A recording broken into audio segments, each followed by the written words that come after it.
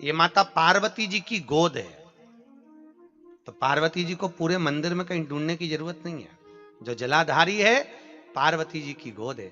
जहां से पानी बहता है उसका जो राइट भाग है वो गणेश जी का स्थान है, लेफ्ट जो भाग है वो कार्तिकेय का स्थान है। बीच में जहां से पानी बहता है नीचे जाता है उसके बीच में एक मोटी सी लाइन रहती है, वो शंकर भगवान की सबसे छोटी लड़की अशोक सुंदरी का स्थान है। किसका स्थान है? शंकर भगवान की सबसे छोटी लड़की अशोक सुंदरी का। ऊपर से जो पानी बहता है शंकर भगवान के ऊपर एक एक बूंद कर कर गिरता है जो जलाधारी में से, वो शंकर भगवान की 5 लड़कियां जया, विषहरा, श्यामली बारी, ये शंकर भगवान की जो 5 लड़कियां हैं उस 5 लड़कियों का स्थान है भगवान शंकर। तो जल चढ़ाने का नियम है, शंकर भगवान को जब जल चढ़ाया जाता है ना, तुम पूरी जिंदगी ले जाके शंकर जी के ऊपर खूब पानी ढोलो, शंकर कभी प्रसन्न नहीं होगा। जल चढ़ाने का स्थान है, पहले पानी का लोटा अगर लेकर जा रहे हो घर से, तो जहां पर राइट भाग है, जहां से पानी गिरता है उस भाग पर जल चढ़ाइए, फिर लेफ्ट भाग पर जल चढ़ाइए, फिर जहां पर शंकर भगवान का शिवलिंग रखा है उस जलाधारी पर जल चढ़ाइए, इसके बाद भगवान शंकर के ऊपर जल चढ़ाइए। शंकर उस जल को स्वीकार कर लेता है, आपके मनवांछित फल की प्राप्ति आपको हो जाती है महाराज। आप पूरी जिंदगी ले जाके पानी शिव जी पे ढोलते रहो, शंकर को चढ़ाते रहो, उसमें शिव का प्रागट्य नहीं है महाराज, उसमें शिव का प्रागट्य नहीं। जैसे बेलपत्री, शिव जी को जो बेलपत्र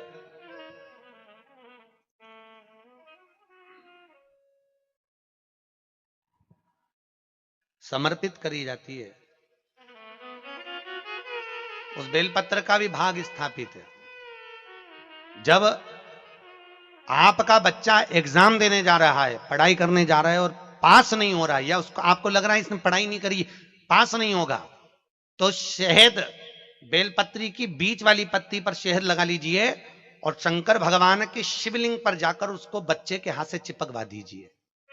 बच्चे ने भले पढ़ाई नहीं करी हो पूरी साल, पर बच्चा उस सब्जेक्ट में जिस दिन वो बेलपत्री चिपका कर आएगा उस दिन उस सब्जेक्ट में बच्चा पास होकर ही रहेगा, उसका एग्जाम उसको अच्छा प्राप्त होगा।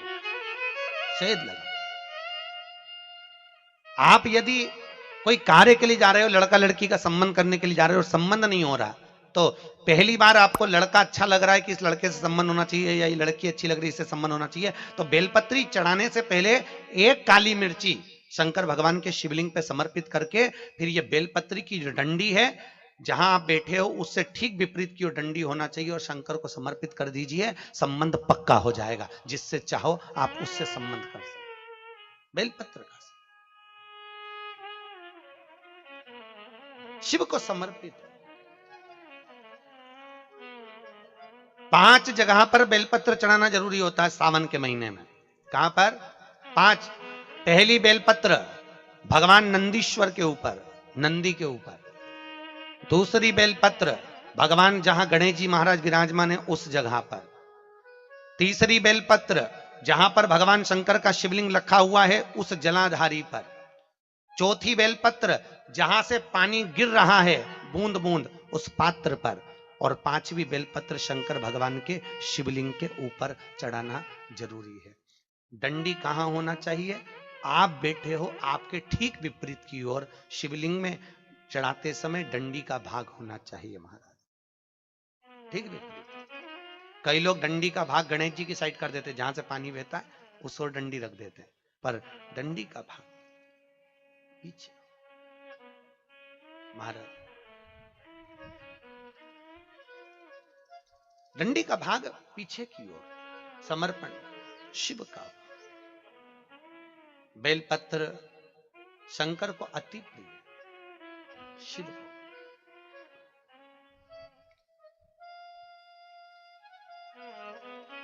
महाराज जिस घर में 24 घंटे विवाद होता हो, सास का, बहू का, परिवार में देवरानी का, जेठानी का, कोई ना कोई जरा जरा सी बात में कहीं बहू का मुंह फूला, कहीं सास का मुंह फूला, कहीं देवरानी का, कहीं जेठानी का, कुछ मत करिए।